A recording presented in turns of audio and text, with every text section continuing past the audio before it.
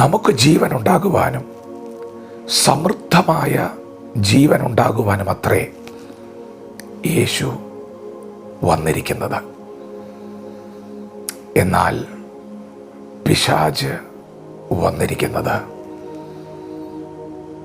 മോഷ്ടിക്കുവാനും അറുക്കുവാനും മുടിക്കുവാനും അത്രേ.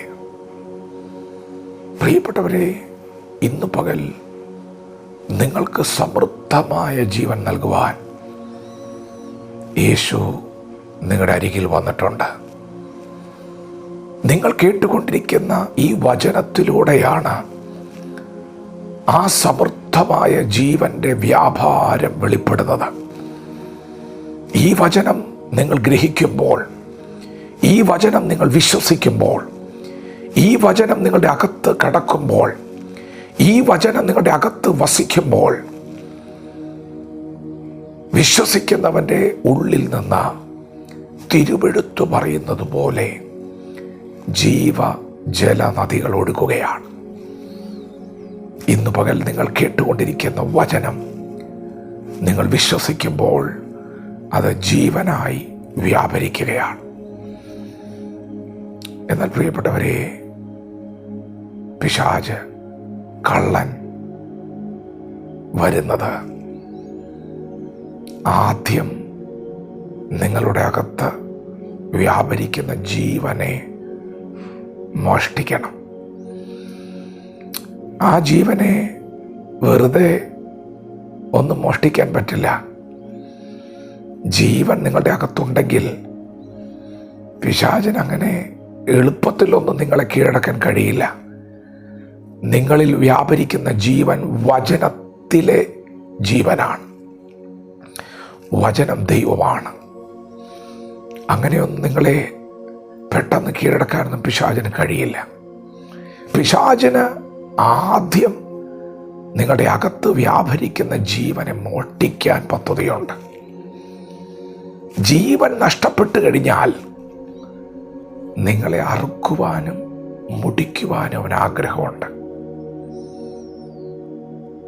എന്നാൽ പ്രിയപ്പെട്ടവരെ, നിങ്ങളുടെ അകത്ത് ജീവനുണ്ടെങ്കിൽ, ആ ജീവൻ നിങ്ങളിൽ നിലനിൽക്കുന്നുണ്ടെങ്കിൽ നിങ്ങളെ തൊടുവാൻ ശത്രുവിന് കഴിയുകയില്ല. എന്നാൽ ഇന്നു പകൽ വളരെ ശ്രദ്ധയോടെ ഇനിയുള്ള വാക്കുകൾ കേൾക്കുക. എങ്ങനെയാണ് ഈ കള്ളൻ വരുന്നത്? 2 കൊമ്പ് വെച്ചിട്ടാണ് വരുന്നതെങ്കിൽ പേടിച്ചിട്ട് കഥ കടയ്ക്കാമായിരുന്നു.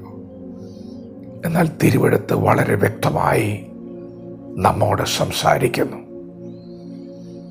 വിതയ്ക്കുന്നവൻ വിതപ്പാൻ പുറപ്പെട്ടു, ചിലത് മുള്ളിൻ്റെ ഇടയിൽ വീണു. ഇങ്ങനെയാണ് പരിശുദ്ധാത്മാവ് രേഖപ്പെടുത്തിയിരിക്കുന്നത്. സംസാരഭോഗം നിമിത്തം, ധനത്തിൻ്റെ വഞ്ചന നിമിത്തം,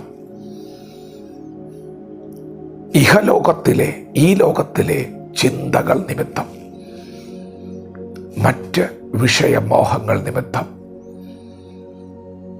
വചനത്തെ ഞെരുക്കിയിട്ട് അതിനെ നിഷ്ഫലമാക്കുന്ന പിശാചിന്റെ തന്ത്രം. അവൻ കൊമ്പ് വെച്ചിട്ടല്ല വരുന്നത്. അതിരുവിട്ട സംസാരം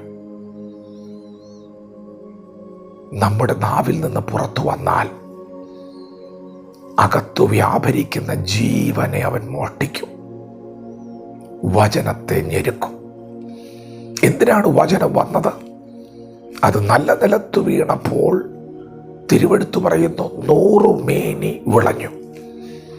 ചില ഫലം പുറപ്പെടുവിക്കാനാണ് ദൈവം നിന്റെ അകത്തു വന്നത്. ദേശത്തെ ഉയർത്തുവാൻ, പിശാച കൈവശമാക്കിയിരിക്കുന്ന നന്മകളെ ദേശത്തിന് മടക്കി കൊടുക്കുവാൻ, ബന്ധിക്കപ്പെട്ടവരോട് ഇറങ്ങിപ്പോയിക്കൊള്ളുവിനെന്നും അന്ധകാരത്തിലിരിക്കുന്നവരോട് വെളിയിൽ വരുവാനും, അധികാരത്തോടെ ചിലതിനോട് കൽപ്പിക്കുവാൻ, തീയിൽ നിന്ന് ചിലതിനെ വലിച്ചെടുക്കുവാൻ അധികാരമുള്ള വചനം നിന്റെ അകത്ത് വേരൂന്നുമ്പോൾ ആ വചനത്തെ നിഷ്ഫലമാക്കി കളയാൻ പിശാചു വരുന്നത് കൊമ്പ് വെച്ചിട്ടല്ലെന്ന്. പണത്തോട് സ്നേഹമുണ്ടോ?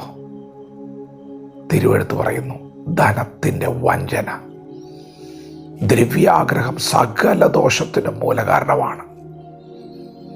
അതിരുവിട്ട സംസാരങ്ങൾ, ഈ ലോകത്തിൻ്റെ ചിന്തകൾ. ഒരു ദൈവപൈതൽ അവൻ ഉയരത്തിലുള്ളത് ചിന്തിക്കേണ്ടവനാണ്. കാണുന്നത് താൽക്കാലികമാണ്, കാണാത്തത് നിത്യമാണെങ്കിൽ